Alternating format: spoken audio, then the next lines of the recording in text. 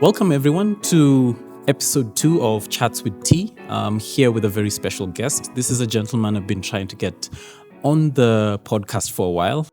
It's been a bit difficult setting it up, but I'm glad that we were able to make our schedules align and have him on the show today. As for those who are watching on YouTube, you can see that I'm not on video right now. I'm not at my regular recording station, but I'm currently in Kigali, Rwanda.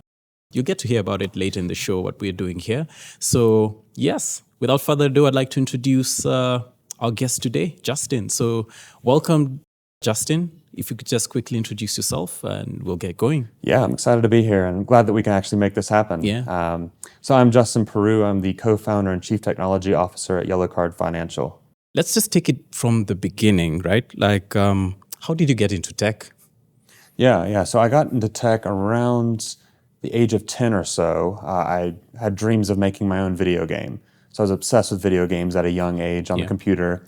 And funny enough, by the time I was about 13 or 14, I was convinced that I was going to release my own game, published to consoles. And I actually managed a team of sprite and asset designers, sound designers, and like one or two programmers. Oh, nice. And I think that's what really kind of set the stage for me and some of my goals within technology. Cool. What was the game? I'm curious.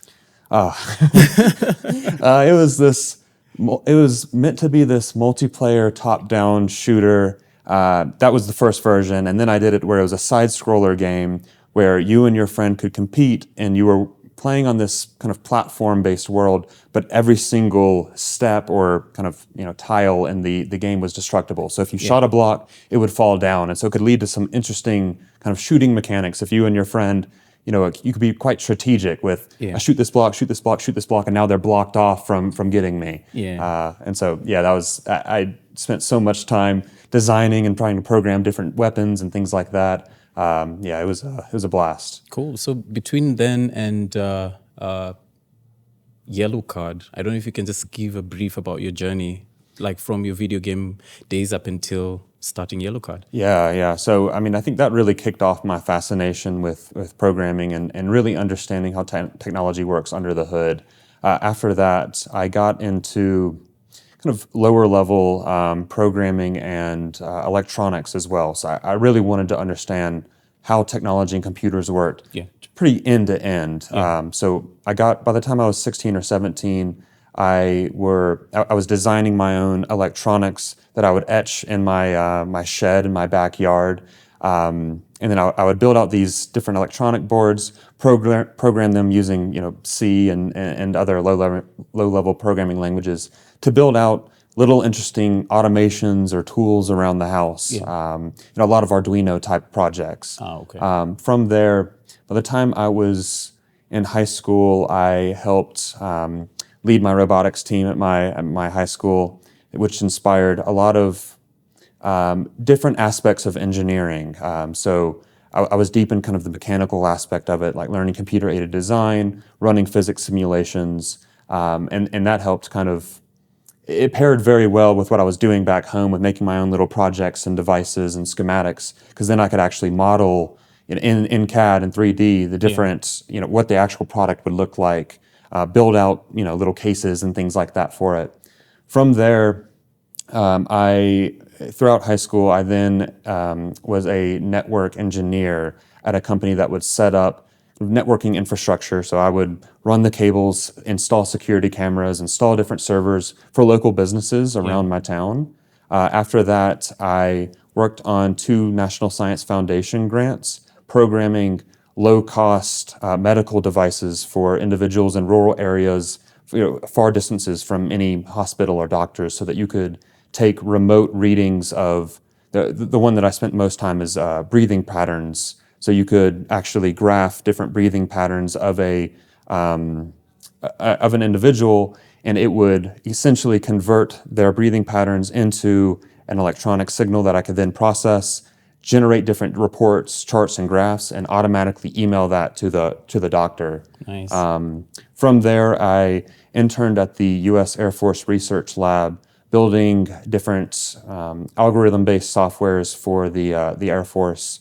Then after that, I got deep into cryptocurrency and all of the related things around 2012 or so. Okay. And then I feel like Bitcoin and cryptocurrency was just the accumulation of all the different aspects of technology that I loved, and ever since then it's just been history. Oh, fantastic. And that's like a perfect segue into my next question. For those who are not familiar with YellowCard, what would you say, or rather, what is YellowCard?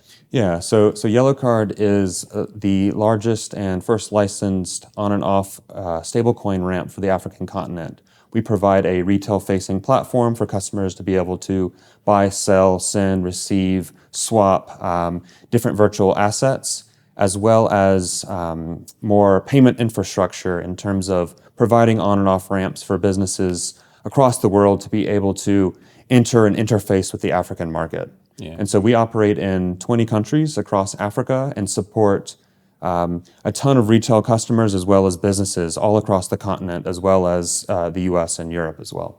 Cool. Thanks, Justin. And I know that YellowCard has been a pioneer in bringing digital assets to the African market. Can you share how the company's vision has evolved over time and what role technology has played in driving that innovation? Yeah. So just to give a quick little founding story, originally my co-founder and I were building out payment voucher systems based off of Bitcoin and other cryptocurrencies in the US. And we met a Nigerian professor at our university who was sending about $500 back home every month. And the bank was charging him $90 in international wire fees every single month. Oh, wow. And so, like I mentioned earlier, I was obsessed with Bitcoin. I mean, most of my friends were sick of me talking about it. But I kept talking to my co-founder about it and, teaching him about Bitcoin and all of that. And as we were together at this bank in Alabama, we saw this professor that was struggling. Like, he was upset about this massive international wire fee. Yeah. And so we walked up to him and said, hey man, like, you could basically do this for free and instant using Bitcoin. And keep in mind, this is 2016 or so. So back then, it basically was free and instant to actually transfer that value. Okay. And so my co-founder and I were thinking, like, yes, we can help this man transfer this store of value from the US back to Nigeria, but how does his family in Lagos actually extract that buying power, from this transfer? And so since then, we've just been hyper-focused on Africa, particularly building out payment infrastructure that makes it easier and more accessible to access different liquidity services and treasury management across different crypto and virtual assets that we supply on platform. And so we've gone through a few different pivots, and more than a pivot, I would say, is we continue to get more and more focused, understanding exactly where our product market fit is. We have a retail side of the business, we have a B2B side of the business, and all of these learnings have kind of made us realize that we want to build infrastructure across the continent, not necessarily just a fluffy app or a service. We want to be a key player that is producing infrastructure that people can rely on. And so I would say, that's been a big piece of our journey is learning from the retail side, using the same infrastructure and technology to build out a business side of things. And fast forward to today, we are supporting over 2 million registered users on YellowCard, several tens of thousands of businesses across the continent, and most recently have been spreading our services to enable American, European, as well as African companies to expand across the continent. Cool. Thanks, Justin. And I know this is something most people say, that building fintech in Africa is hard. And one question I want to ask you is, what are the unique challenges you have faced in scaling YellowCard's technology infrastructure across multiple countries in Africa, and how have you overcome them? Yeah, I think most US fintech builders are so used to dealing with the happy path. You integrate a Stripe, API or widget, and 99.999% of the time, it's just going to work. Yeah. In Africa, across the different countries, there's so many different payment channels. You've got mobile money, you have bank transfer, you've got cash pickup and drop off. Yeah. There's just so many pieces that create the African payment structure, that infrastructure, that it can be tough at times to maintain high availability and understand the state of payments, especially when we're talking about so many different countries with varying, payment technologies. Yeah. I mean, we've had to deal with integrating SOAP APIs with banks or, interfacing directly with mobile money. And the way that you handle these types of payments may be slightly different, but a lot of times you have to build out such robust systems to be able to manage, this idea of an external state of a payment. Yeah. And I think that's been a challenge that we have become essentially experts on, is understanding the different lanes of payment methods across Africa and how to build robust, resilient technology that's able to manage that in an effective and scalable way. Cool. I think maybe one specific challenge I'd like you to speak of is with maybe our partners and what are your thoughts on redundancies when dealing with partners, and what strategies have you employed at YellowCard? Yeah, it's a great question. On this idea of maybe different payment infrastructures, whether it be banks or payment aggregators that we have to work with, in order to build this hyper resilient system, you have to have redundancies. Yeah. And so we've built out several different approaches to making sure that we have as high availability as possible. And so that tends to mean having redundancy for all of our external third parties, including banks and mobile money telcos and things like that, so that we're able to essentially have a system of load balancing. We know that if the state of one, say, bank and a country that we're operating in is down, Yeah. we're able to instantly flip a switch, either programmatically based off metrics or manually through admin dashboards, so that we're constantly ensuring that transactions are flowing, Yeah. and that we have the uptime that we need to be able to scale out and support the amount of businesses and individuals that rely on us. Cool.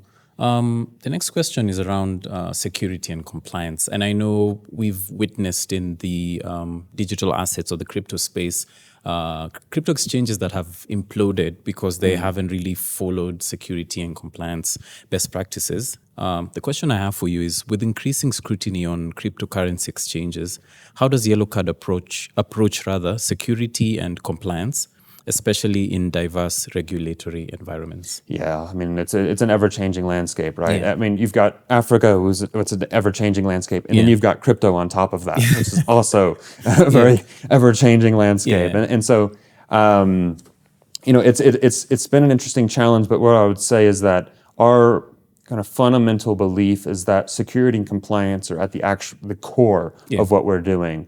I mean, we wouldn't be operating the way that we are if that wasn't a fundamental value of our company. Yeah. So when it comes to security, every project that we're doing, every release that we're doing is going through highly scrutinized security reviews and audits. We are constantly doing third-party audits of our security software. We try to always obtain the top-level kind of security compliance standards that we're able to do, such as SOC 2, Type 2, and ISO 27001. Yeah. And then on the compliance side,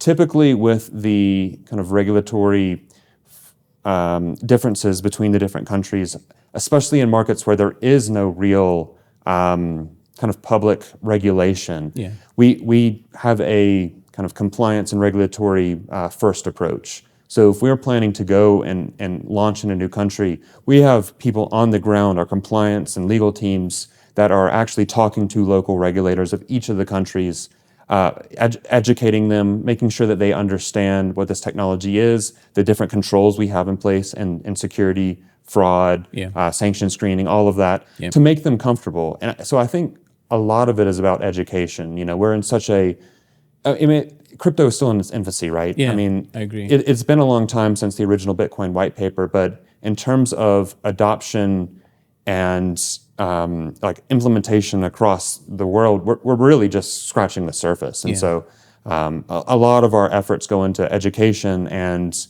demonstrating that, hey, we have the highest standards possible for security and compliance. And we want to be the ones that are setting the stage for other companies, and even helping advise what these regulatory frameworks should look like in each of the countries based off our kind of Pan-African experience. Yeah, no, I do agree. We're still in the infancy of Bitcoin and the digital asset space in general. And I remember like recently, earlier this year, we just had the first Bitcoin ETF. I think the ETH one is also out, if I'm not wrong. So it's still, you can see that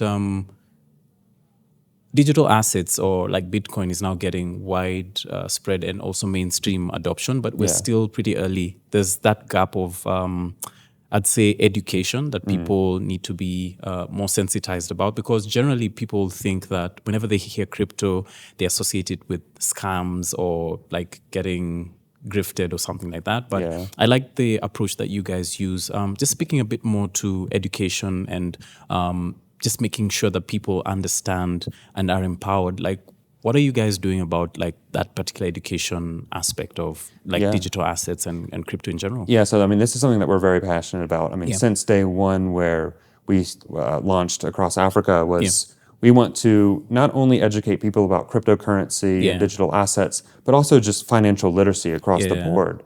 And so we have a free service called YellowCard Academy that is available publicly on the web, where people can learn not just crypto literacy, but also basic financial literacy about how do you manage different payments, how do you manage savings, and think about different forms of investment. And then as well, we paired that with a financial literacy tour across the continent, where the major countries that we operate in, we partner with different universities and brand ambassadors in order to educate as wide of a range of an audience as possible. And so it is a real fundamental aspect of our business, all the way from the individuals that may use our application to the regulators that we are working with in order to kind of grow the industry in their country. Cool, thanks. So we'll link to the YellowCard Academy for those who would like to check it out. From what you've shared regarding like product market fit and really high standards for security and compliance, I feel like you guys are, or rather YellowCard is properly positioned as one of the really top players and thought leaders in the space in Africa when it comes to digital assets. So the follow-up question I have for you is, even in this position that you have in the market currently, what do you see as the future of cryptocurrency adoption in Africa, and how is YellowCard preparing to stay ahead of the curve? Yeah, I mean, that's a tough question. I think if I were to have to forecast, say, 5-ish years in the future, I think that digital assets like Bitcoin and stablecoins such as USDT and USDC are going to be a piece of the infrastructure that everyone uses. And I think that the complicated and super complex aspects of it will essentially be abstracted away to that people may not even know that the payment they're sending is actually powered by a stablecoin under the hood or Bitcoin under the hood. It's going to become a part of the dependency chain of financial services that people rely on every day. And I think this is going to be a global thing. I mean, we're already seeing it in some ways with various countries building out their own CBDCs or central bank digital currency.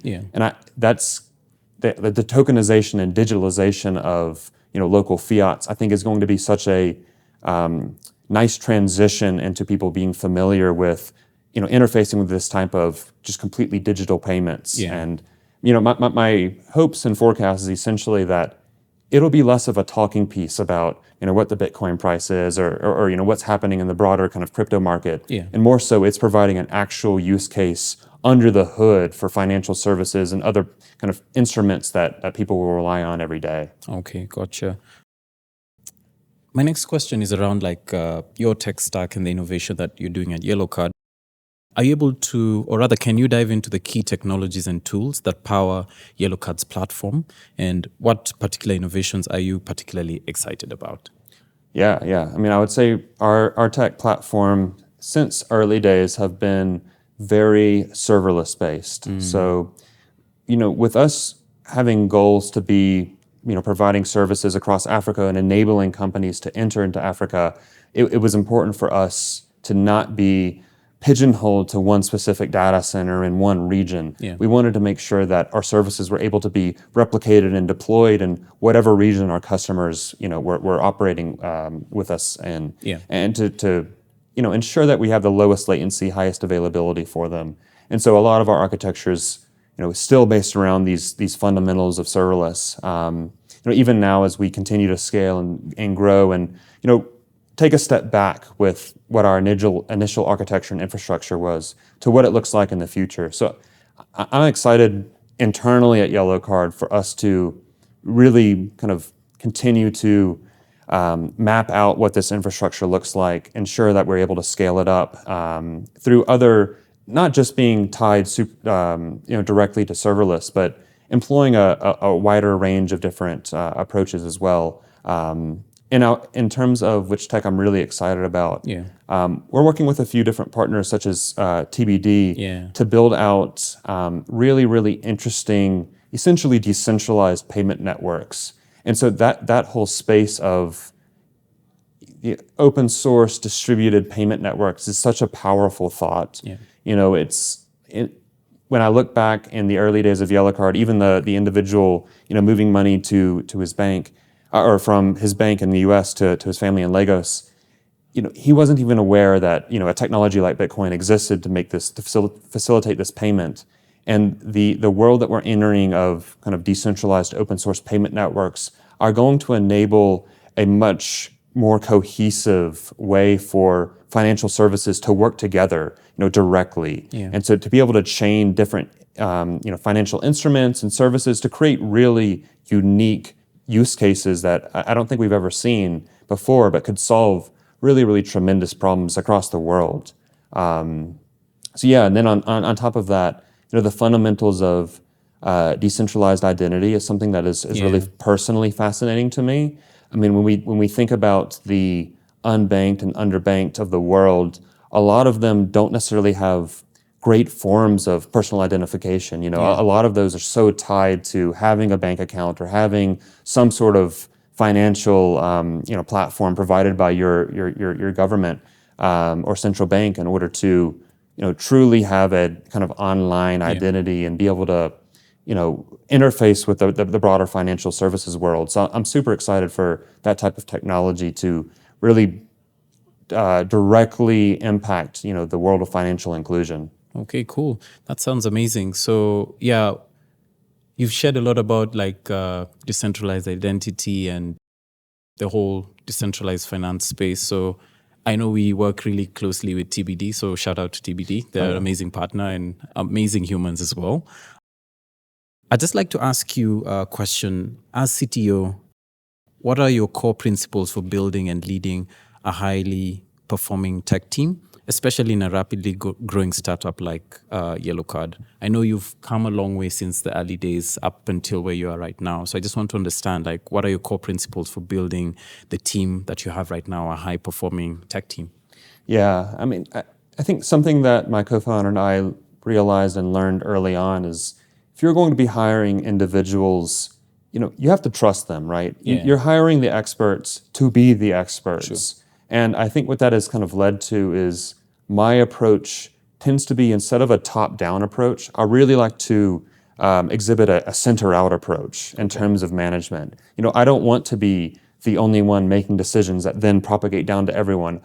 I hired experts to be able to be those experts and provide the on-the-ground expertise and understanding.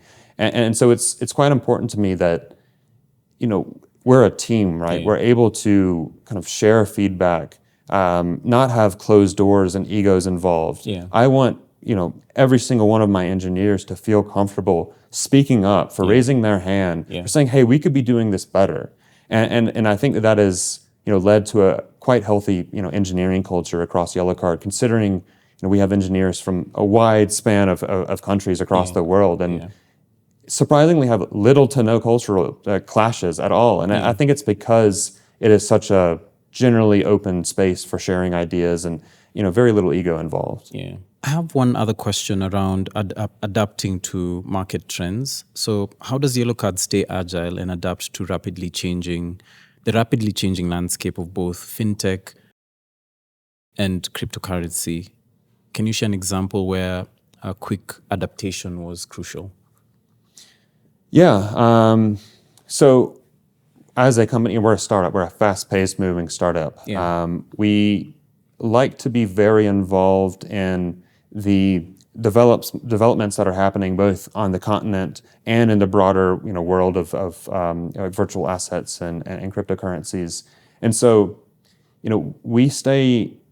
I think the way that we stay really at pace, or even setting the pace in markets, is that we have on the ground experts across the board who are constantly keeping their finger on the pulse, able to surface different trends, even like forecasting based off of what we're seeing in kind of low-level forums, or seeing like white papers that are coming out, let alone just the kind of vast networking that we do.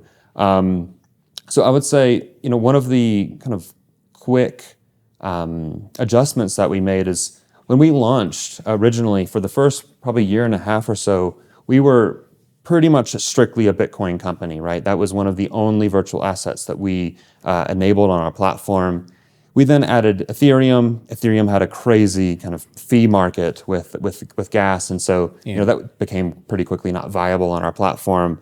And kind of keeping our finger on the pulse, understanding that a lot of the markets, especially in Africa, were switching to stablecoins like USDT.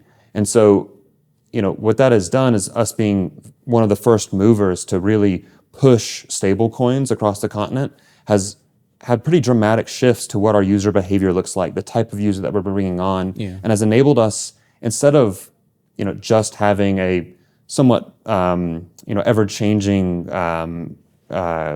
asset like Bitcoin, with the prices somewhat volatile. It's gotten better, but instead provide essentially treasury services and liquidity management by enabling individuals and businesses to hold their money in USD stablecoins, be able to transfer that across borders, swap to their local fiats, and that has now come to today, where the vast majority of our volume is actually in stablecoins. Okay, cool, thanks. Even as we come to the tail end of our conversation, I have just two questions left. I know we've just spoken about like teams and sort of like the mindset you have as you build out your teams. Could you share, like, what are we doing in Kigali? That's a great question. So we're actually here for our Technical Engineering Leadership Summit. We brought our engineering leads, engineering managers, just essentially our technology leaders across the continent, all together here in Rwanda, to essentially be in a room together in person for an entire week, focusing on the biggest needle-moving projects or processes that we're going to be able to take back to the business, and really be strongly aligned as an engineering team, so that we know what goals we're trying to achieve and how to achieve them. I agree. I've really enjoyed the sessions that we've had as well. There's been really great engagement and people challenging each other so that we can get the best outcome and just push the company forward. And I think one of the other things I've really loved is just getting that face time. Like, there are certain engineers, or rather engineering leaders I've worked with for quite a while, like a couple of years, but we hadn't met face to face. So that has been fantastic. And just getting to understand how they work, what makes them tick, and just having that empathy, like putting a face and a personality to that face that you see on the screen on calls day to day. And the last question I like asking people is, do you have any leadership wisdom that you'd like to share? So it's generally, if there's anything that you live by, or something that you've learned from a book recently. So just anything you'd like to share regarding like what I'd like to call like leadership wisdom. Yeah, I think something that is often kind of forgotten about, or shrugged aside at times in leadership positions, is empathy. Like kind of like what you were saying about being face to face with individuals and getting to know how they take a little bit better. I think that's so crucial to maintaining a healthy organization, right? You want to be able to understand the trials and tribulations that someone's going through, as well as what makes them tick, right? What is something that they get excited about? What's something that someone doesn't like? These are different aspects that allow you to be a stronger decision maker. If you know generally how your team ticks or an individual ticks, you're able to make more strategic decisions for the better of your organization. Oh, I agree. And on that parting shot, I'd like to say thank you so much, Justin, for joining us today. One last thing, if people would like to interact with you online, like how can they find you? They can find me on LinkedIn, Justin Poiroux. Fantastic. Yeah. Thank you so much, Justin. Thank you again for the time and for just sitting down with me today. And awesome. Yeah, thank you. It was awesome. Thanks. All right. Cheers.